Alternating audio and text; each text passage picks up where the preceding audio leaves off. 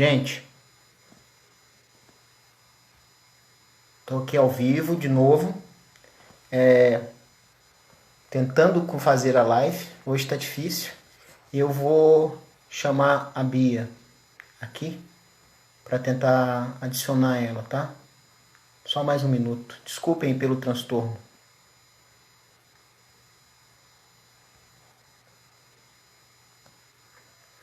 Só mais um pouco. Deixa eu ver se ela vai entrar.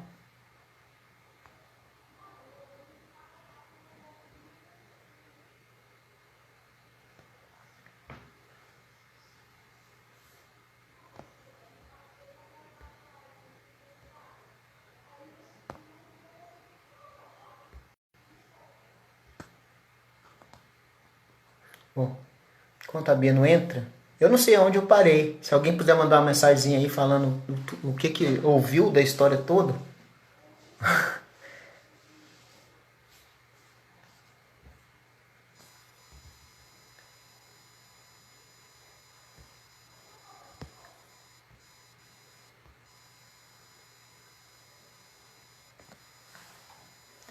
Deixa eu ver se a Bia já está aqui, disponível. Vou chamar aqui ela, tá?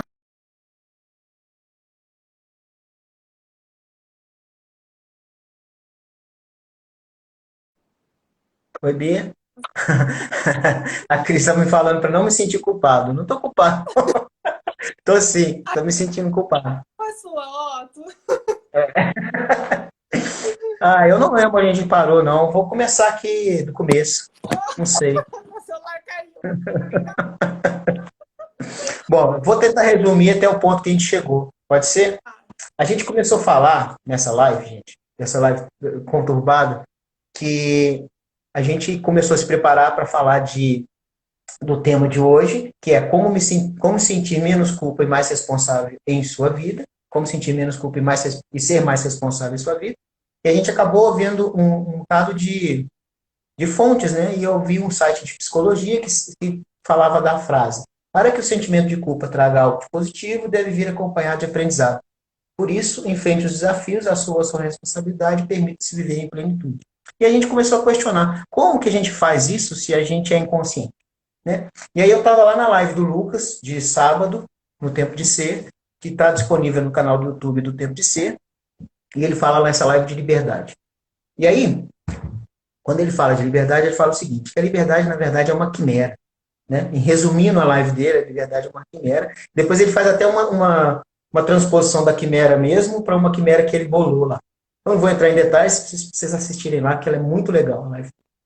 Então, mas em resumo, o que ele diz é o seguinte, que a gente, como seres humanos, né, e somos muito inconscientes, a maioria das coisas que estão movendo o nosso inconsciente, elas estão ali para manter a nossa sobrevivência. Então, as nossas decisões e escolhas, elas muitas vezes são feitas automaticamente, ou seja, por um mecanismo que me defende, e às vezes eu tenho a informação do que foi feito por essa decisão, né? E aí estava dando exemplo, por exemplo, de uma pessoa que no emprego, por exemplo, é humilhada pelo chefe ou pelo patrão, e ela precisa escolher entre reagir ou manter o emprego, por exemplo. E ela vai e reage. Ela reage e acaba dando errado, se desentende lá, vai para agressão e acaba sendo demitida, né? E ela pode se sentir culpada por isso, pode se arrepender dessa situação e falar assim, ah, eu deveria ter engolido o choro, engolido o sapo e ficado com isso mesmo, e me retratado e tudo bem, né, para manter o meu emprego.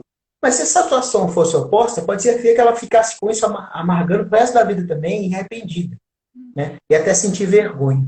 Então o que eu estava falando é isso, né?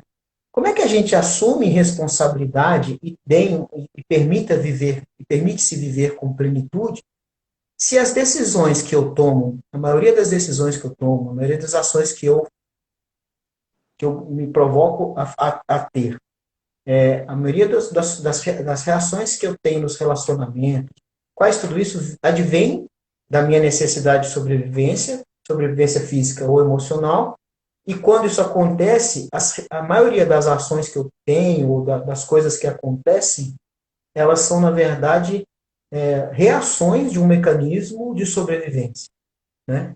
Então, seria muito arrogante, voltando no início da nossa conversa, né, Bia? Seria muito arrogante eu pensar que as coisas aconteceram por minha causa, que aquele chefe estava fazendo daquele jeito porque ele faz só comigo. E que eu fui o culpado de ter sido mandado embora, né? Sendo que, de fato, responsabilidade mesmo é muito difícil de eu assumir nessas circunstâncias, né? Então, assim, a gente acaba sofrendo por uma cobrança de sermos mais conscientes ou mais responsáveis por tudo aquilo que eu provoco do que, na verdade, eu sou. Na verdade, eu sou muito menos responsável do que eu imagino ser por tudo aquilo que acomete de mim para os outros e dos outros para mim, né, nos nossos relacionamentos. Então é isso, assim, beleza, o site é legal, mas ele promove, assim como todas as outras coisas que falam de mecanismos, de processos de autoajuda, de condicionamento, ele promove alívio, promove um distensionamento, dá um certo condicionamento para a gente seguir, mas daqui a pouco eu vou estar caindo naquele mesma coisa. Né? Se eu sou um cara que me sinto muito culpado, ou que se eu tenho vergonha de mim, tenho até vergonha dos outros, às vezes, assim, vergonha alheia, né? De tanta vergonha que sinto, se eu tenho isso como aspecto comportamental, daqui a pouco essas coisas do meu condicionamento, uma hora vão estar tão tensionadas que vão florar de novo. E aí eu passo ou, novamente pelos mesmos processos. Quem nunca experimentou, né? Começa a ir no psicólogo, resolve alguma coisa, toma alta. Ah, eu quero alta porque está enchendo o saco. Daqui a pouco, daqui a 2, 3 anos, recai praticamente nas mesmas coisas. Tem gente que tem ciclo de 10 anos, tem gente que tem ciclo de 5. Então, assim, a questão é essa, né? Sinto culpa. Não deveria sentir? Não me incomoda sentir culpa. Certo? Me incomoda muito sentir culpa. Como fazer com isso, então? Como sentir menos culpa e mais responsabilidade? Tá? Essa é a questão. Essa é a questão primordial. E aí a gente estava falando do inconsciente, né, Otto? Essa questão do quanto que é difícil a gente constatar que nós somos inconscientes, de que nós não sabíamos e que por isso reagimos ou por isso que fizemos determinada ação, tivemos determinada ação e que isso resultou teve como resultado algo que me disparou a culpa. Mas eu sinto culpa porque eu realmente acho que conheço tudo que aconteceu dentro de mim para fazer com que eu reagisse de determinada maneira e essa reação realmente é algo consciente, né? Talvez a consciência, isso é quando a gente tem essa consciência do que sentimos, por exemplo, muitas vezes eu sinto culpa e nem percebo que o sentimento que está em mim é a culpa, mas o ponto é, eu posso até sentir, eu ter consciência da culpa, mas o mecanismo que disparou a minha atitude, que fez com que eu depois sentisse culpa, é muito difícil alguém realmente conhecer todo esse mecanismo, né? Sim. Desde a sua causa e do seu sistema operante e dessa reatividade. Então, a gente diz que isso faz parte do nosso inconsciente e que a gente se acha responsável por coisas que não conhece, até para justificar a culpa que sente, né? Exatamente. Mesmo que eu fale para você, não sou responsável, que não sei o quê, eu tô sentindo culpa, mesmo se a responsabilidade não é minha. Então, às vezes eu posso atropelar um motoqueiro na rua por imprudência do motoqueiro, o motoqueiro machuca, eu posso me sentir culpada. Isso não quer dizer que a culpa foi minha, mas isso quer dizer que eu tenho esse sentimento. Né? Isso aconteceu mais no oposto. E então, esse sentimento de culpa que a gente carrega como diminuir ele, sendo que a gente não tem a menor noção de como ele é disparado de fato. Né? A gente tem um rastro, às vezes, de uns acontecimentos que faz com que eu tenha a ideia de que, ou melhor, faça com que eu justifique falando que estou sentindo culpa. Mas o que realmente está por trás. E aí, você estava falando lá do site, pode fazer o link. Tá, então assim, como eu falei, né, a culpa, a gente sofre muito pela culpa? Não, eu acho que quando a gente simplesmente fala assim, isso aí foi culpa minha, e foi quando eu julgo o ato, né, a coisa, ela está fora de mim. Né? Isso até, voltando a uma afirmação da Brené Brown, né? É uma palestrante americana, né? E ela é psicóloga, ela se especializou na vergonha, na culpa, e na fragilidade, né? E, e, Né? Ela usa e muito. ela, isso, ela bomba na internet, né? E, e ela estava até falando muito disso, assim, a diferença que, inclusive a gente recomenda olhar essa pessoa aí, Brené Brown, muito interessante, que o que faz sofrer mesmo é quando a gente se julga errado. Quando a gente julga uma ação nossa errada, isso, a Valéria está falando ali, o poder da vulnerabilidade, né? Eu esqueci. Tem um livro com esse tema, ela fez um TED Talk que deu mais de 40 milhões de visualizações nesse tema da vulnerabilidade. Né? Ela Ela estuda muito isso. o primeiro livro que é dessa primeira palestra se chama A Coragem de Ser Imperfeito. Certo, exatamente. Então, voltando nela, né? Ela fala o seguinte, que o que faz sofrer muito e o que te joga no chão quando a gente se sente culpado é quando a culpa vira vergonha. Né? Que é a questão que eu falei lá da minha infância lá. Por que eu estava sentindo tão mal de ter chutado a canela do meu primo? Né? Porque, na verdade, eu tive vergonha. Tinha pessoas assistindo e tinha um julgamento de outros humanos um pouco mais velhos que eu, adolescentes, os meus irmãos, que eu tinha que ser perfeito para eles, né? Tinha esse julgamento, e aí eu comecei a me sentir inadequado. Eu comecei a falar que eu estava errado. Eu comecei a pensar que eu era o problema. Não que o ato tinha sido um problema. E eu era o problema. Isso faz sofrer mais, que é a vergonha que vem muitas vezes associada com a culpa. E como você falou, muitas vezes a gente não percebe. Né? E a gente está se julgando como se a gente se conhecesse. E a gente fica se julgando como se a gente tivesse acesso a tudo que me faz fazer determinadas coisas. E eu falo, putz, isso está inapropriado. Então, assim, o que a gente propõe para isso, né, Bia? Qual que é a fórmula mágica que o STS propõe para lidarmos com essa questão, né? E aí voltamos, como sentir menos culpa e ser mais responsável em sua vida. Gente, eu não sei se travou de novo, a Bia para mim está travadinha. Dá um alô aí, Valéria, por favor. Voltou, Bia, você está me ouvindo? Agora eu voltei. Tá bom, então vamos Estou continuar. aqui. Então, voltando lá, o que a gente, como educadores de essencialidades, né, da educação de essencialidades, o que a educação de essencialidades propõe? Uma fórmula mágica? Não. Então, assim, primeira coisa não, porque nós já falamos muito. Mas o que a gente tem que dizer é o seguinte, essa live não é de autoajuda. Tá? A gente não quer propor algo mágico que vai te tirar da culpa e levar para a responsabilidade e a plenitude. Certo? Isso não é mágico. Isso dá muito trabalho. Isso gasta muito esforço. Por quê? A gente já falou por quê. Se eu tenho mecanismos que me fazem sobreviver e são, para mim, inconscientes, ou seja, estão em mim e eu não conheço, eu não consigo controlar, esses caras também me protegem das ameaças emocionais. Esses mesmos mecanismos que me protegem das ameaças fisiológicas de forma automática, eles me protegem das ameaças emocionais. Tudo aquilo que quer, de certa forma, transfigurar a minha personalidade, quer botar à prova aquilo que eu sou de verdade, ou a minha identidade, né? Aquilo que eu acho que eu sou, tudo que quer botar à prova isso, a minha autoimagem, a gente chama isso no sistema TMTC, né? A imagem que eu tenho de mim. Tudo que tenta botar à prova isso me ameaça emocionalmente, porque está ameaçando a minha identidade. E eu vou reagir a esses aspectos inconscientes, esses aspectos de ameaça emocional, tão inconscientemente quanto eu reagiria para uma ameaça fisiológica, de fato. Certo? Então, quando eu me proponho, então tá, eu vou fazer alguma coisa aqui que vai me levar a menos culpa e mais responsabilidade.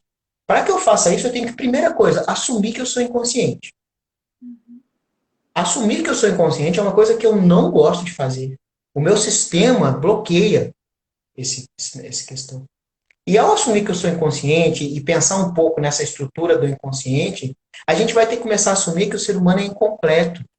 Quando ele nasce, ele não está pronto ainda. Ele precisa de cuidados. E aí ele se sente frágil. Quando a gente forma a nossa personalidade, essa fragilidade, essa incompletude, essa dependência e essa carência, elas acabam sendo propriedade dessa personalidade. E isso acompanha essa personalidade. Essas características é que vão formando as minhas barreiras de proteção e que vão dando para mim os aspectos do meu inconsciente. E esses mecanismos que protegem emocionalmente e fisicamente só fazem isso e eu só desenvolvo isso no meu sistema de autoimagem porque eu preciso me proteger da fragilidade, da incompletude, né? Da carência, da impotência. Então, quando eu preciso. E para que eu precise ter menos culpa e sentir mais responsabilidade pelos meus atos, eu vou precisar passar por esse conhecimento. Ou seja, por esse autoconhecimento de que sou frágil, sou dependente, sou carente, sou incompleto e sou inconsciente. Exatamente, eu tenho que entender que estou vulnerável, que sou vulnerável por natureza. Né? O aspecto da minha formação veio da vulnerabilidade. Ao experimentar isso, talvez eu me liberte e pense, isso aqui não é tanto culpa minha assim. Mas aí, conhecendo os mecanismos, eu posso até assumir, por exemplo, a responsabilidade pelo que fiz. Pessoal, olha, tá certo, na minha formação, eu tenho características em mim que desenvolveram reações emocionais que eu não tinha como não responder àquele chefe. Isso é uma característica. É mais forte do que as reações. É inconsciente mesmo. Então, eu posso até me responsabilizar. Falar, ó, aconteceu mesmo, infelizmente, fui mandado embora por um aspecto comportamental meu que eu não consigo lidar. E é isso mesmo. Eu começo a me autoaceitar. Né? Então, esse processo de autoaceitação vai acontecer. E aí a gente vai nesse site e fala o seguinte, eu concordo com eles plenamente, né? Assuma a sua responsabilidade e permita-se viver com plenitude. Dá para fazer isso. A gente experimenta já um pouco disso, quem faz um processo grande de autoconhecimento. Mas é difícil. Não é um método em 5 etapas. Não é um negócio assim do dia para a noite. Certo? Então, a Priscila Eveline mandou uma pergunta aqui. A culpa versus pecado é a mesma coisa, Priscila. Porque o pecado, para a gente, ele é interiorizado na nossa estrutura de sistema de autoimagem. A Priscila, ela está fazendo INEX, né? Então, eu quero responder aqui um pouco mais teórico. O pecado, ele é introjetado, interiorizado na estrutura da nossa autoimagem, assim como outros conceitos também que nos protegem. Então, quando eu falo que eu estou pecando, na verdade eu estou fazendo essa mesma tradução. Eu poderia ser melhor e não sou. Eu deveria ser, porque o conceito social que me imperou, que formou a minha estrutura é assim, só que dentro de mim tem algo que faz essas coisas. E acaba fazendo. E aí eu sinto culpa por ter pecado. É a mesma coisa. Né? Então, indo aqui na conclusão do artigo do pessoal do mundo psicólogos, né? A gente concorda com eles. Assumir responsabilidade pelos nossos atos dá alívio, dá plenitude de vida. Só que precisa passar, não por fórmulas mágicas, mas precisa passar por esses aspectos. Eu vou precisar me conhecer, saber que sou inconsciente, assumir a minha vulnerabilidade. Ou seja, que eu sou incompleto, que eu sou frágil, que eu sou dependente, que eu sou carente. Né? O ser humano é assim, por natureza. E passar por isso não é fácil, então precisa de método. Precisa de teoria sobre isso. Precisa de pesquisa. Né? Precisa de ambiente. Para se olhar para algo frágil, expor uma fragilidade, você precisa se sentir seguro nesse lugar. Você precisa ter Exatamente. onde é propício você vir. Porque nós, os seres humanos, como o Otto está falando, temos um mecanismo que vai o tempo todo impedir com que a gente entre em contato com essa fragilidade, com essa vulnerabilidade. É muito mais fácil a gente se mostrar potentes do que a gente se mostrar impotente, né? Sim. E aí, eu até estou fazendo um paralelo agora aqui, Bia, muito interessante, por causa do vídeo da Brené Brown mesmo, né, do TED, o segundo TED dela, que ela fala da vergonha. Aí, o que ela fala é o seguinte, que o TED Talk é um ambiente que as pessoas vão lá e falam de fracasso, falam de vulnerabilidade. Tentaram 30 e tantas vezes uma coisa e conseguiram. De certa forma, quando ela entra ali e pode assumir que é vulnerável, é porque é um ambiente confiável, onde ela já viu isso acontecer muitas vezes, mesmo tendo 500 pessoas assistindo, depois 40 milhões, é um ambiente que se valoriza isso. A pessoa, na essência dela, falar dos problemas que ela teve e falar como que ela resolveu. Né? São heróis. Os heróis que aparecem por lá, todos assumem que já fracassaram.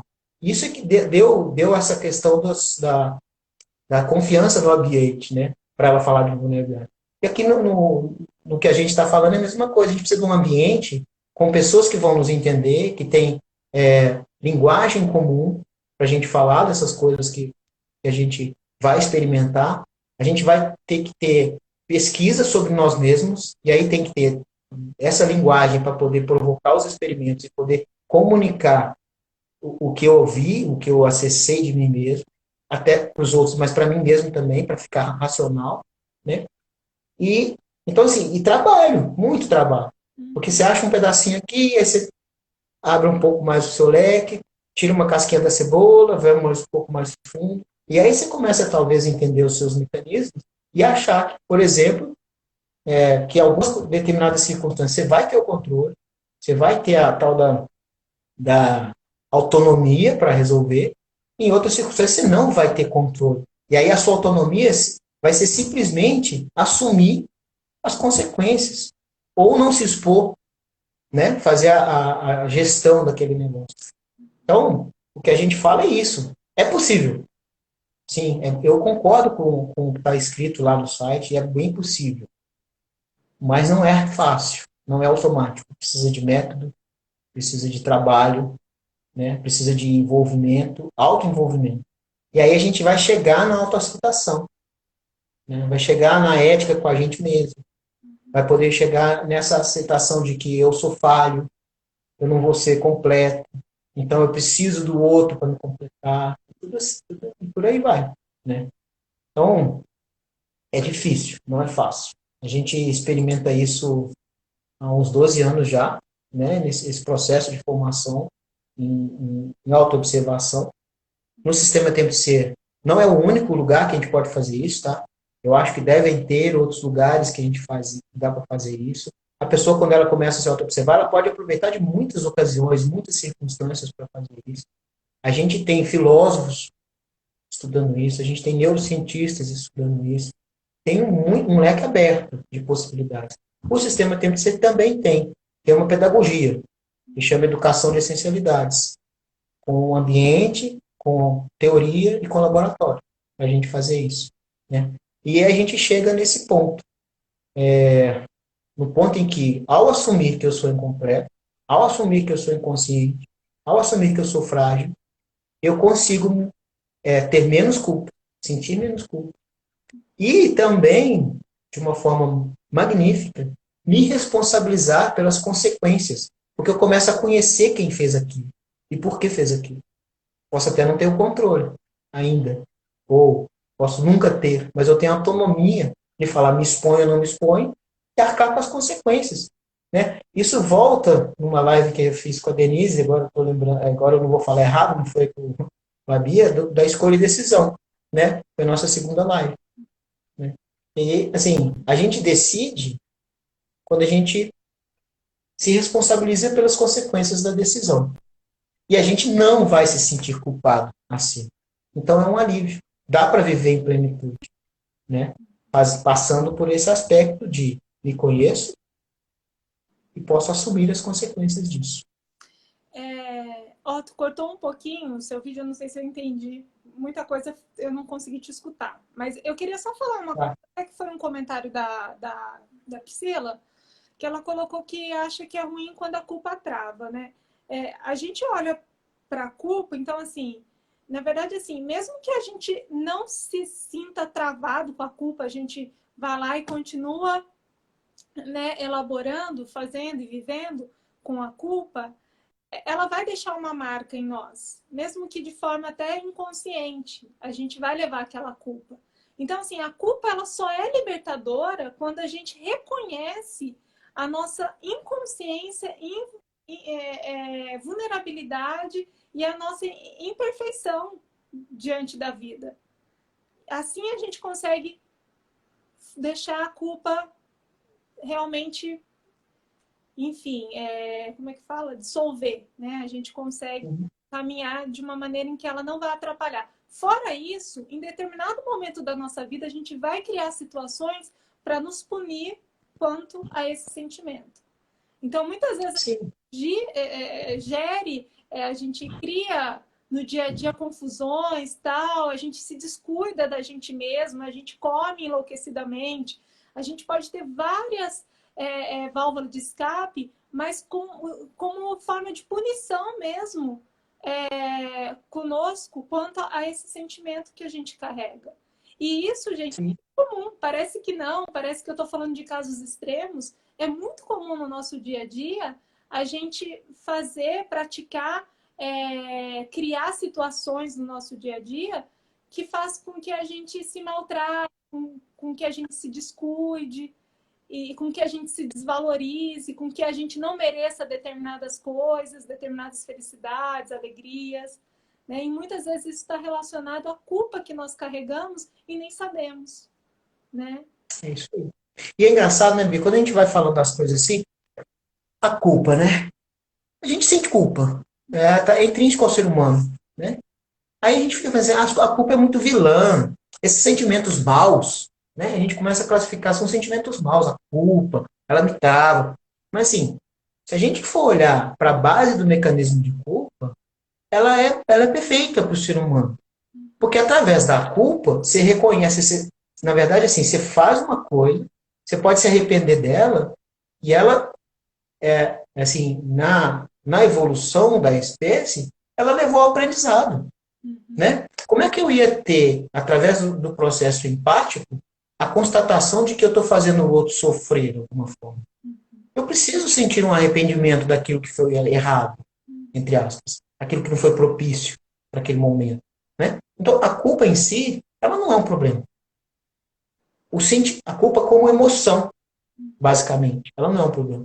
Ela começa a se transformar numa coisa que está contra, que a gente pode classificar como ruim, né? Ou inapropriada, acho que é melhor do que ruim, ela fica inapropriada quando ela começa realmente a fazer isso que a Priscila falou, a não deixar eu me mover.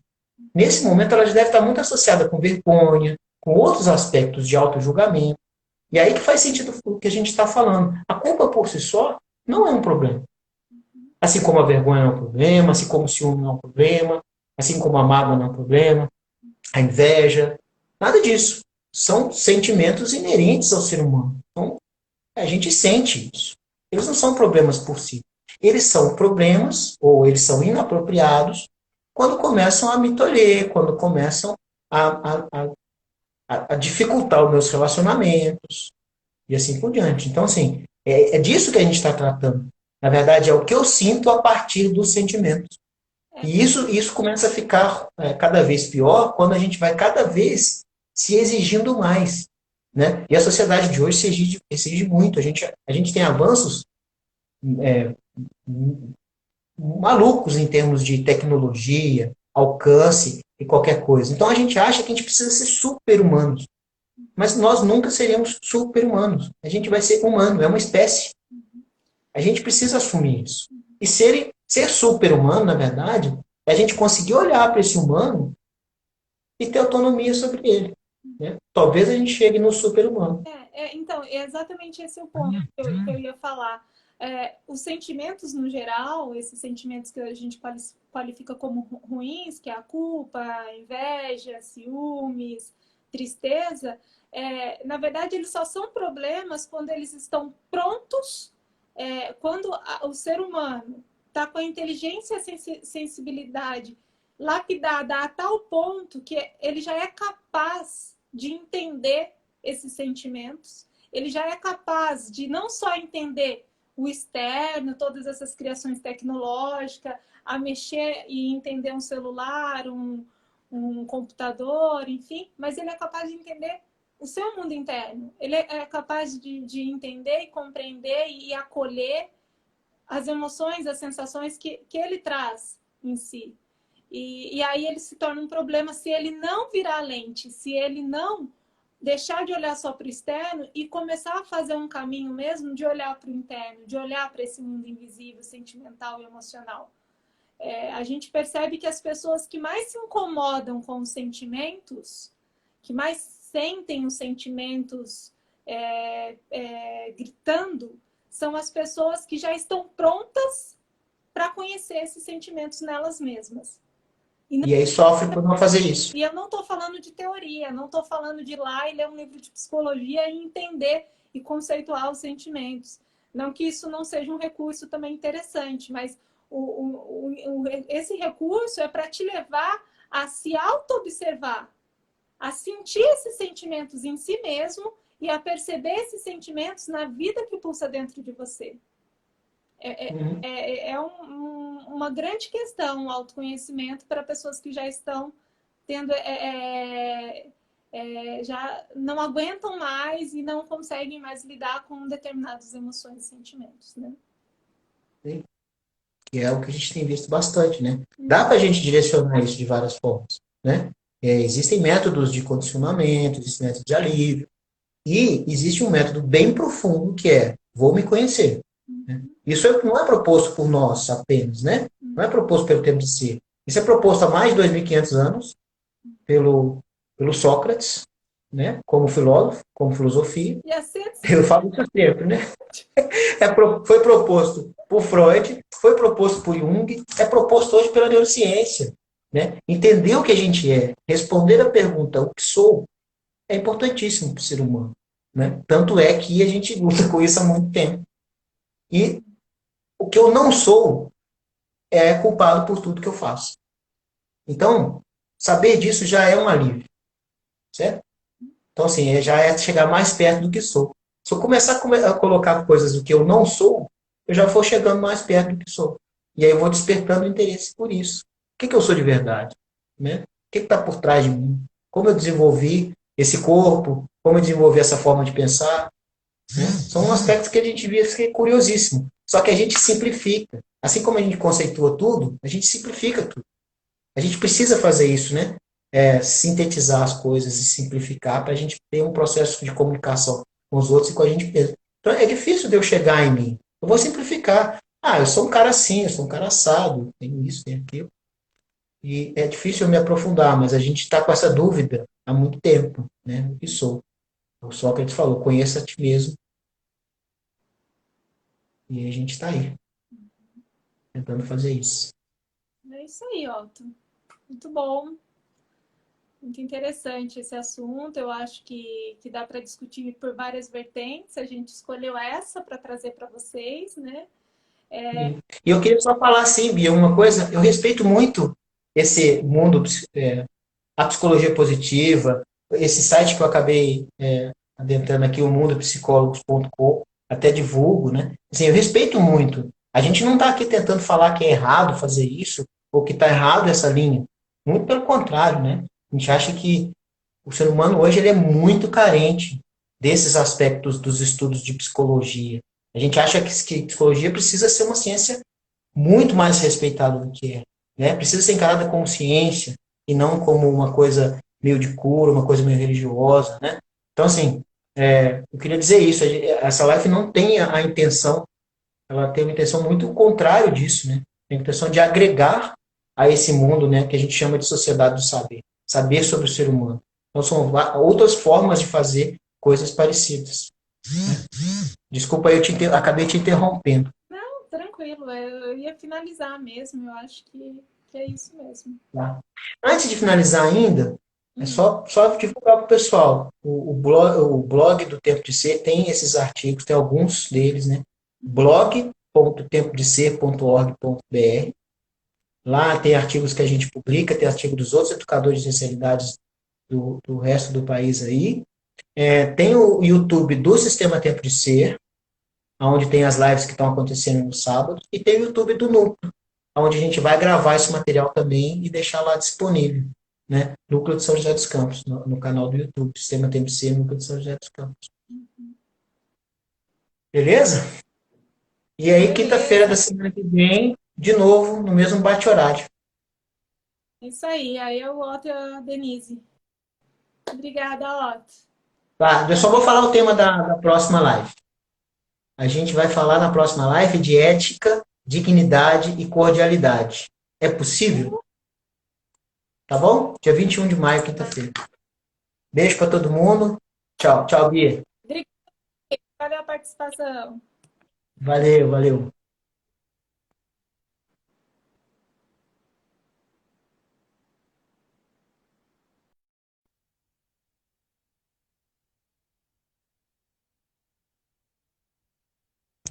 Tchau, gente.